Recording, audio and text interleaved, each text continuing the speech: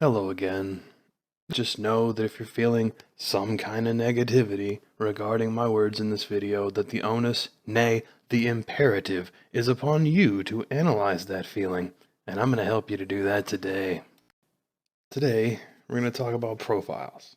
Let's start with your name. Typically, there's a name cycle that gamers go through over the course of their life. At some point, people tend to end up placed in front of a name prompt, having put zero thought into this. The result is usually some awful name just meant to get them into the game.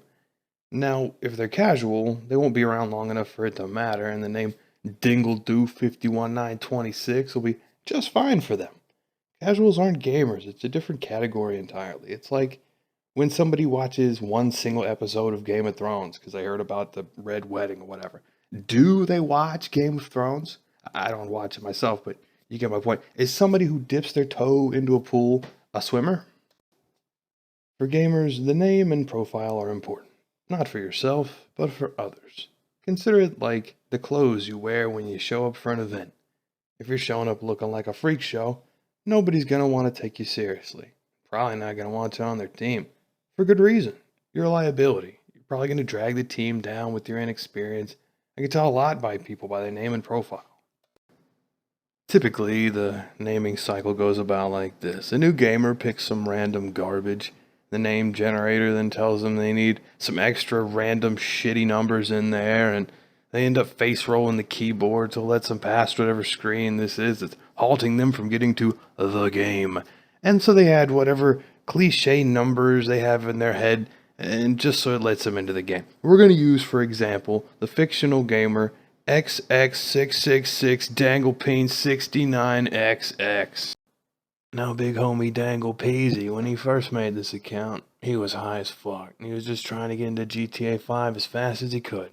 But now he's put some hours into it, and he's had enough interactions with other gamers to notice that they tend not to address him by his name. After a few years of people refusing to say most of it and just calling him Danglepeen, he ends up dropping the XX garbage from the front and the end of his name, thank God. And then some time later, the numbers as well. This was done for numerous reasons, but mostly because as time went on, he grew up a little bit, and the extra garbage around his name started to seem silly. It's kind of like a rite of passage. Dangle's now become a real gamer, and his name no longer makes him sound like a squeaker. It's kind of like a birthday. I am no exception to this, by the way. I've been playing competitive games since 1997, competing in Quake 1 tournaments, and back then, my name had a number or two in it. I was 13 years old. I was so damn unoriginal that I had picked some random garbage numbers at the end of my name, because that's what I saw other people doing. I realized sometime later that this was entirely unnecessary. At the end of the day, you really just don't need a bunch of numbers and all that extra bullshit in your name. Unless the name you've come up with is just so fucking unoriginal that you probably shouldn't use it anyway. Now, this inexperience with naming yourself is often reflected in-game as well, with lack of in-game experience. I'm not saying this is always 100% of the time. I know a gamer I respect quite a bit who has 3 numbers at the end of their name, and I give them shit about it quite often. Most of the time, people with numbers in their name are not good gamers. By the way, I've had the name Lowbei since 2003. It's 6 letters, 0 numbers and symbols, and it's been available in literally every single fucking time I've attempted to use it for 18 years, including dozens of MMOs with millions of players. I have never been forced to put numbers at the end of that name, ever. And if I was forced to do that, I would use just one of the other 2 names I'm lesser known as. No big deal. I'd rather do that than put a bunch of numbers in my name. Now let's talk about profile pictures for a second. This, I want to point out, is not a science. I know good players who have absolute dog shit profile pictures. Some people like to take the I'm not serious thing as far as it'll go while playing competitively. After being called sweaty or try hard so many times, some gamers let it get to them and attempt to make their profile as goofy as possible because I'm just fucking around, casually wrecking folks, tee-hee, is a fun look, and I get it. I'm not saying your profile picture needs to be serious business. No. What I'm saying is that you will be judged at a glance by the picture in relation to your name. If your name's dumb and the picture's dumb, people are going to assume you're dumb. Now, I'm not going to go into specifics of what your picture should be because that would be ridiculous. You pick whatever you want, but you know that you're not making this for you. Your profile isn't for you. You know your name. You know what games you play. You know generally about how many hours you have. Your profile is for other people. Think of it like a gaming resume. Now about anime and furries. I'm used to being the bad guy, so I'm gonna say some things that may upset you here if you're into that quote unquote culture. So heads up. Psychology aside, which we could get into in another time, the reasoning behind someone making their profile picture to be some anime character or weird furry thing seems to be an attempt at acceptance into some sort of group. I don't know what you furry hentai weirdos get into in your Steam groups, of which there's apparently a lot. I don't want to know. But I'll tell you this, when I see someone with a furry or anime profile picture, I tend to assume the worst about them. Often, people who are into anime and furry shit are also into some kind of weird sexual shit with animals or whatever else they can find in the woods.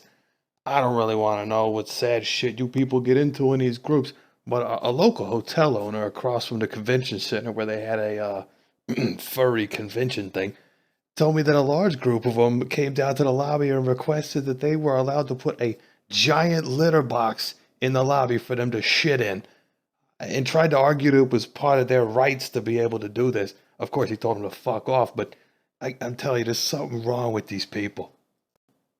Now, I'm not gonna say all anime is bad, but the vast majority of it seems to involve adults, quote unquote, as far as body features, but with children's faces. I don't watch anime, but I, every bit of it I have seen is like this. This shit is gross. If you're really into anime and furry shit, then I don't know if anybody's diagnosed you yet, but let me be the first, homie. You got some mental problems that may or may not manifest themselves in the game we happen to be playing together. I need you to be focused on keeping bullets on target or whatever, not getting distracted by some squirrel in some weird way. I'd rather not waste my time even grouping with you or even being around you. I don't really want to catch the furry AIDS or whatever it is you're passing around. I had to censor a piece of one of my videos just last night and re-upload it because I noticed that some idiot spray painted some nude hentai bullshit on the wall in game that looks like child porn. This player also happened to turn out to be really fucking bad at the game, didn't have a mic, fucked up left and right, yada yada. Coincidence? Not really. It's common because adults, quote unquote, with a bunch of anime or furry shit on their profile are usually not capable of the semi-intelligent thought needed to play the game correctly. By the way, in order to acquire a picture of a dude hugging an anime body pillow, which you'll see in a minute, I had to Google the words anime body pillow. The images tab confirmed the shit out of it for me. It's nothing but children's faces on adults' cartoon bodies. It's gross.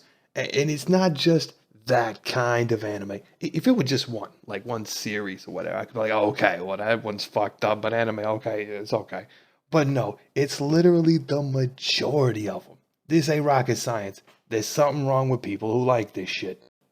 Now there's the occasional skilled gamer who's also into anime, but not into that weird shit that goes along with it, and he's got an anime profile picture. I'm not saying that all of them are 100% gonna be bad at video games. I'm saying statistically, numbers don't lie. The majority of these people are fucked. Whatever happened to like full grown, developed adult females, by the way? I, I don't get it, but whatever. Some dudes are fucked up. Moving on. The games on your account say a lot about you as well. What games you've put time into says a lot about your skill level. Got thousands of hours into an FPS? I'm going to assume you can shoot. Got thousands of hours in an MMO? I'm going to assume you got a high level of situational awareness and perhaps even some leadership skills. Got a bunch of hours in some random anime bullshit like dating sims? then I'm gonna assume you got massive social issues and avoid all human contact, including competition. I could go into the psychological shit behind why you probably play that shit, but let's save that for another video. Now on to the most important part. Hours. Experience. When you enter a multiplayer lobby, especially for anything even remotely competitive, you open yourself up to a quick inspection by anyone there who's looking for competition. For example, in Left 4 Dead 2, where 4v4 has been happening regularly since it came out in 2009, there's a lobby function, like there is in most games, to be able to quickly check people's profiles. Why? Because it's a competitive game mode, and people want to know that there's actually going to be a competition, and not some quick trip back to the lobby after 5 minutes in game.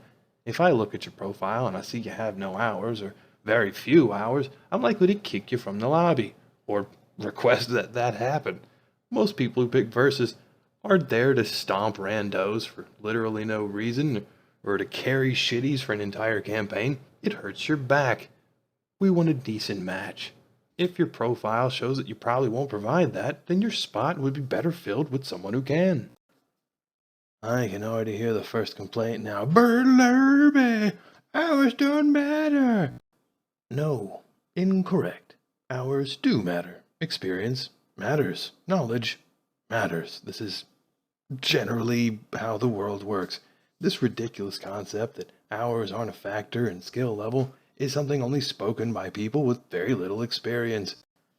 I have seen people join competitive lobbies with their Steam account showing literally zero point 0.1 hours in game. That's 5 fucking minutes, of which they spent surely in the options menu, because there's no way in hell they played a whole match in 5 minutes. And then this person will surely have a meltdown when you tell them they can't stay. So let's, for example, let them stay and see how that plays out. I've seen this happen thousands of times. Round 1. Dark Anime Lord 666 fucks up so badly that his team loses the round. Badly. He's vote kicked, but the damage is done. He leaves feeling salty about getting vote kicked, learning absolutely nothing, and his team's fucked over from the scoreboard, making them a bit salty as well. A vote to restart the whole match begins, but since the other side's winning and through no fault of their own, the guy wasn't on their team, they vote no, and there's absolutely nothing wrong with that. And now the whole game is over because the fucked over team doesn't want to play it out, being at a massive disadvantage from round 1, and they leave too. Thus, 5 minutes after the game started, it's back to the lobby, all because of one idiot who's probably already joined another lobby to repeat the process. If you're here for competition, the imperative is upon you to ensure that people like this are filtered out in the lobby, or as early into the game as possible, to not ruin it for everybody else. When I enter a lobby, for just about any game, I tend to check people's profiles for a quick overview of their potential for competition. Doesn't take very long. I don't want to waste my time, or anyone else's time. Because at the end of the day, most of us aren't here for the grindable rank insignias or the dog shit cosmetics. We want a good competitive match, and that is subconsciously sabotaged by casuals. Now I'm sure there'll be a, but Lorbe, it's just a game, bro, why so serious? You're goddamn right. It is just a game. A competitive game. One that you downloaded, installed, logged in, and joined a competitive lobby for. In conclusion, when you join any competitive lobby, your name, your picture, your profile, and everything contained within it are used as a brief overview of your potential here in this match. People aren't looking to remove you for just any old reason. They're looking for red flags that may ruin the game. Some sign that maybe you got some fucking squirrels on the mind and maybe can't concentrate. Often, people put these red flags front and center on their profile. Here's some examples of some idiots from my fan club that happen to be furries, also happen to be bad players. Yep, that's right. After years of farming salt on my profile, I finally got myself a hilarious fan club of haters who made a Steam group about it. It's a combination of both sad and hilarious, and I cannot imagine what they talk about in there. I'm sure it's some weird furry shit, but hey, good on them. I hope they can get, all of the furries in there to contain them in one fucking thing. So here's some examples. see if you can identify some of the red flags coming off of these goobers.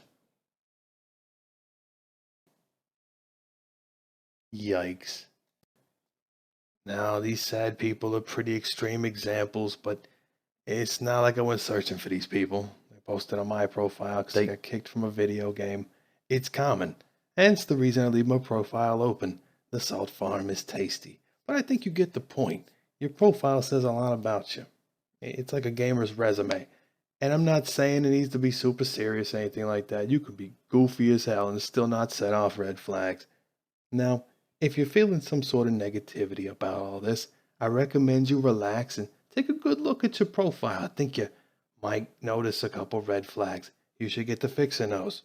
On a side note, on the other end of the spectrum, I will note that after playing both with and against some of the best MMO players around over the years, that the best players tend to have the shortest and most unique names.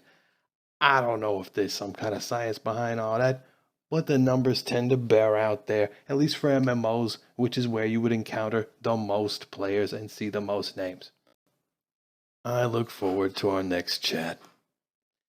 I really hope I didn't get put on in some weird fucking government list of all the furries and weirdos by looking up the pictures for this video today. Have a good one.